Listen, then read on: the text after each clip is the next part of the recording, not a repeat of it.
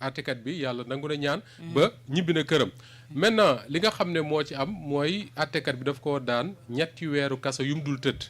ba pare amende ko 250 000 francs di fàttali également que ne ki nga xam ne mooy procureur toogal fa le ministère public moom dafa sàkk woon ñu daan ko juróom-benn weeru kaso dont 3 mois ferme maanaam 3 yoo xam ne da koy tëdd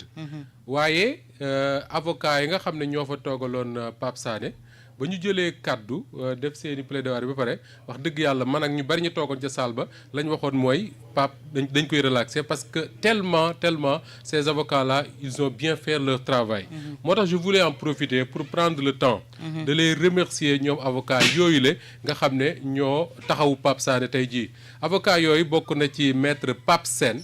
maître Pape Sène moom moo nekkoon président du comité sénégal des droits de l'homme maître Pape Sène waa RADDHO rencontre africaine des droits de l'homme ñoom ñoo ko commettre ne ko na dem défendre Pape Sané ma ciy profité di remercier bu baax waa RADDHO notamment Seck bi nga xam ne moom moo ko jiite parce que vendredi bi ñu déggee ñoom ne dañu convoqué Pape Sané lañ ma woo ne ma mbir mi seen mbir te effectivement vendredi ba léegi noonu la ñu taxawee te tey ku déglu maître Pape Sène xam ne def na ko ak talent def na ko ak xol bu rafet bokk na ci également maître Djibi Diagne bokk na ci maître Amadou Diallo bokk na ci maître Youssoufa Camara ki Ibrahima Awa connaît très bien kooku moom ci njabootu Walfadjri la bokk moom dereeta ko boole ci Walfadjri maître Youssoufa Camara maître Moussa Sarr également maître Iba Mar Diop ak maître Seyba Danfaxa ñii wax dëgg yàlla man samay dem tribunal bariwul wax naa ko yu sànq mu ne ma naa la di ma présenté benn waaye foofu ne ma jaaykatu café la pour boo ñëwee mu lay defar café ma ne ko ñaanal ma may gëj fii parce que fii bëgguma fi xam kenn naa fay gëj waaw mais en tout cas daal c'est des avocats yoo xam ne ils ont été à la hauteur franchement lañ fa wax procureur xam naa ne bu bëggoon leen aussi du ko mën a am maintenant le premier commentaire bi ma leen bëgg a dégg yéen ñëpp awa ñu commencé ci yow mooy dëgg la Pape Sané libéré nañ ko mu ñibbi këram waaye nag dañ ko jugé coupable moo tax ñu teg ko 3 weeri kaso ak sursis voilà Moustapha déjà fi nga tàmbalee dama naan pôle d'avocat boo xamante ne soo ci séenee kenn ku mel ni maître Moussa Sarr rek da nga naan lépp li ci des rek macha allah parce que dafa am ñenn ñoo xamante ne seen identité fépp fu ñu koy dugal day doon foo xamante ne crème la ñuy wax Youssou Camara mi ngay wax également suñu biir la bokk mun nañu ne c'est une famille parce que ku ne Youssou Camara ne Grand Camou kon wax ji jeex na kon ñooñu ñëpp Moustapha duñu def lu dul di leen ñaanal saa su nekk parce que am na ñoo xamante ne de manière désintéressée la ñuy ñëw di défendre li nga xamante ne moo di cause Walfadjri ak képp ku bokk ci Walfadjri bokk na ci maître Moussa Sarr moomu nga cité léegi kon ñoom ñëpp ñu ngi leen di jaajëfal naan leen li ñuy liggéey si wàllu layoo yàlla na barkeel amiin ndax dafa nekk liggéey bu complexe boo xamante ne li la ci mën a toppee bëri kon li nga leen mën a defal rek mooy ñaanal leen lépp luñ ci dugg yàlla na barkeel lu ñu sumb yàlla na sotti Moustapha dafa am loo xamante ne dafa am ci jugement bi te pourtant dama doon wax keroog lundi ne la mënoon nañ ko bàyyi mu en liberté mu ñëw comparaître par exemple tey jii parce que 2 jours 48 heures de détention yooyu rek pour man mënoon naa ñàkk beneen bi moo di ne tey ñu jugé ko coupable ci lan maa ngi la doon wax loo xamante ne terme boobu ñu utiliser temps colonial dafa mel ni période bi ñuy naan pour kii de jeunesse xaw ma lan corruption de la jeunesse même formulation la ci yii nga xamante ne moo gis te loolu temps colonial la muy wax réforme bi nga xamante ne ba léegi suñu justice laaj justement awa tey am na lu ma jaaxal parce que man ma dégloo juge peut-être man maa dul déglu bu baax mais dama dégg mu ne bi muy laaj Pape Sané bu koy tontu mu ne ko am na ci yoo xam ne nekkul ci PV buñ ci waxati la seule chose bi ñu lay toppee mooy diffusion de fausses nouvelles kon bële tëb na je sais pas moo tax ma bëggoon sax ku mel ne Assane Gueye bu fi nekkoon parce que moom moo gënoon a jege juge bi xëy na dégg na leen mais en tout cas man j'ai cru que ni wax na lu mel noonu mais Moustapha ak lu ci mënti am tey man pour man franchement ci lii ñu jot a dégg ak li ci jot a am dañ naan gaa alhamdulilah ala kulli al defe naa na nag tey la alhamdulilah am tout son sens mais nag pour man culpabilité Moustapha billaay waroon na cee mën a ñàkk relax tout bonnement et simplement moom avocat yi loolu lañ sàkkoon relax tout bonnement et simplement parce que man pour man diffusion de fausses nouvelles ci fii fan lan lañ koy qualifier de fausses nouvelles ndax li muy wax dafa amul am déet yooyu yëpp c'est des interrogations yoo xamante ne li ñu la naan journaliste d'investigation Moustapha say source également doo ko révéler naam soo amee dëgg chaque jour li nga xamante ne moo di journaliste lii mooy doon épée de Damoclès tout le temps ci kawam kon tey yaakaar naa ne alhamdulilah certes mais la sentence pour man elle est lourde. D'accord. Parce que 3 mois avec sursis déjà c'est trop.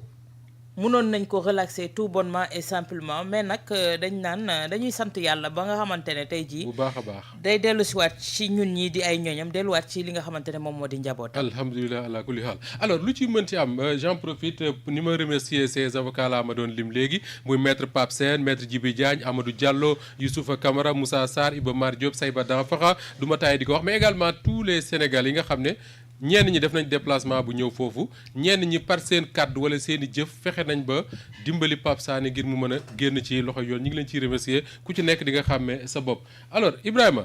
dafa am leneen loo xam ne également man dama ko dégg ci maître Pape Sène et journaliste bi ma doon ça m'intéresse beaucoup parce que dafa ne lii nga xam ne moo nekk di xew ci réew mi journalistes yi ñuy convoqué très souvent pour diffusion de fausses nouvelles mu ne épée de Damoclès lay nekk bu yàggee bu ñuy teg ci bopp journaliste muy benn. La deuxième chose nee na le parquet moom moo war a prouver que ni li Pape Sané wax c'est une fausse nouvelle mais il n'appartient pas à Pape Sané de venir pour donner des preuves que li mu wax c'est pas une fausse nouvelle c'est une bonne information voilà. Effectivement Moustapha loolu mooy li xaw a kii ci suñu arsenal pénal bi. suñu code de procédure pénale maanaam parquet bi day ñëw ne la tu as fait une diffusion de fausse nouvelle. oui wala tu as diffusé une fausse nouvelle mais parquet bi du indi la bonne nouvelle. danaa la jox ma tes preuves. voilà la vraie nouvelle. oui c'est à toi de prouver que la nouvelle là elle n'était pas fausse mais elle était vraie. te loolu aussi boo ko defee. oui xam nga su fekkee ne par exemple c'est un document confidentiel. on peut te poursuivre aussi pour recel de document administratif. justement parce que on demande à Pape Sané par exemple est-ce que am nga PV boo xam ne li nga wax ni ci lañ ko bind mais s'il donne un PV on l'arrête. souvent sax loolu piège la te fii am na fii jurisprudence je crois que. bon ci li ñu doon jàng en droit pénal xamatuma droit administratif mais je crois y a Mame Less Dia bi créé woon le politicien. oui dafa génn woon benn information ñu ne ko yow lii fan nga ko amee après il sort un document mais le document était confidentiel. oui amoon na sax caché confidentiel donc le document était supposé être confidentiel. oui après finalement ñu bàyyi la on te poursuit maintenant pour. recel de document administratif. donc doo xam finalement fan nga koy jëlee mais. L'un dans l'autre daal man je pense que dans un système bi ñu am ni démocratie d'opinion nga xam ne les gens ont la liberté d'expression quand même donc je pense que su fekkee bu nit waxee dara yow nga jàpp ne du noonu mais li gën rek mooy yow nga indi li nga xam ne jàpp nga ne c'est ça la vraie nouvelle. oui c'est ça en fait c'est ça la nouvelle vraie. c'est ça la nouvelle vraie mooy li nga xam ne mooy c'est ça la vérité. loolu nag ñun ci suñu jargon on l'appelle droit de réponse. droit de réponse tout comme mën na nekk mise au point. oui waaw précision mise au point. précision mise au point parce que aujourd'hui dans les démocraties avancées c'est tu peux pas c'est-à-dire personne ne peut poursuivre un journaliste sur la base simplement d'informations yu mel ni yi mu joxe comme yi nga xam ne Pape Sané joxe na ko mais dafa mel ne le résultat est atteint résultat bi mooy que on l'a condamné. oui bon il a eu un sursis il rentre chez lui bon c'est tout bénef bon ñun ñëpp on salue ça. mais il y a une condamnation. il y a une condamnation. et le juge a dit d'ailleurs que c'est un avertissement. c'est un avertissement pas seulement pour Pape Sané. il l'a dit mais pour tous les gens comme nous yi nga xam ne ñu ngi toog ci micro yi yor seen xalima di bind. c'est un avertissement pour tout le monde c'est aujourd'hui il y a une épée de Damoclès nga ne maître Pape Sène je crois moo ko wax. oui il y a une épée de Damoclès aujourd'hui qui pèse sur tout intervenant dans les médias non seulement les journalistes mais tous les gens qui sont invités dans les médias aujourd'hui ils ont cette épée de Damoclès là qui pèse sur eux donc loolu li mu indi mooy benn chape de plomb aujourd'hui Moustapha les gens dañuy dem ba benn moment boo xam ne ils vont s'auto-censurer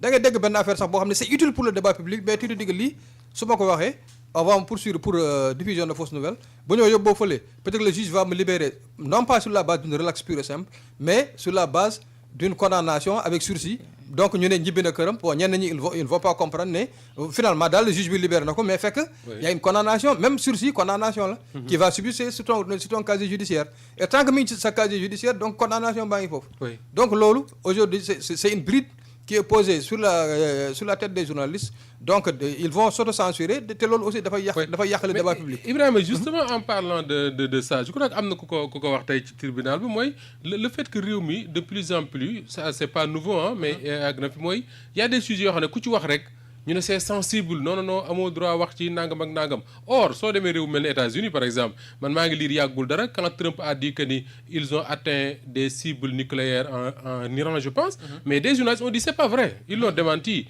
mais kenn waxu leen dara ils n'ont pas été poursuivis pour offense au chef de l'État ni quoi que ce soit. Effectivement et Moussa Ba loolu li ci gën a doy waar encore fii au Sénégal mooy que dañu la naan y a des informations sensibles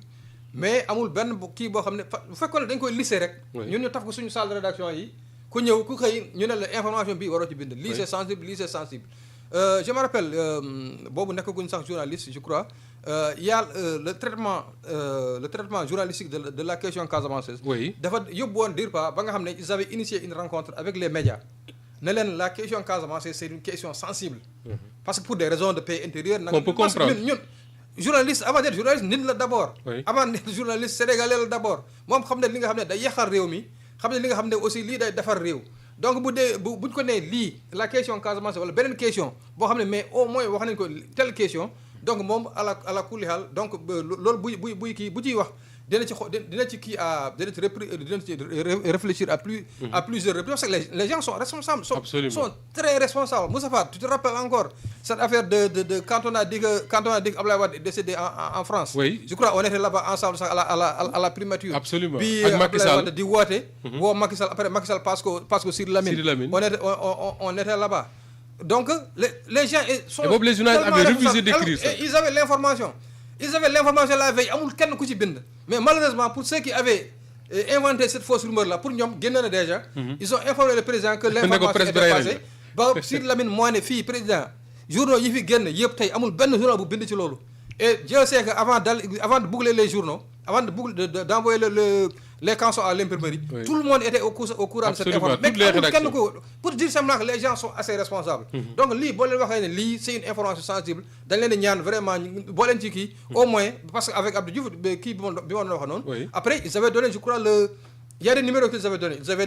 donné le numéro du DIRPA, joxe le numéro de l'aide de camp du président Boubacar Wane qui s'occupait de la question casamançaise. ñu leen boo leen amee information ak quelle que soit la tardivité de l'information boo leen woowee diw ak diw ñooy seen référent après dina leen jox la vraie information la bonne information. Comment c'est pas du censure du question ne ñooy nekk les super rédacteurs en chef mais c'est simplement une question de responsabilité. Parce que aussi journalisme ak information aussi responsabilité la. D'accord. Et comme je le disais sax donc fii tout le monde est responsable tout le monde amul kenn koo xam ne bëgg nga lu yàqal loo xam foo xam ne yow fa nga dëkk.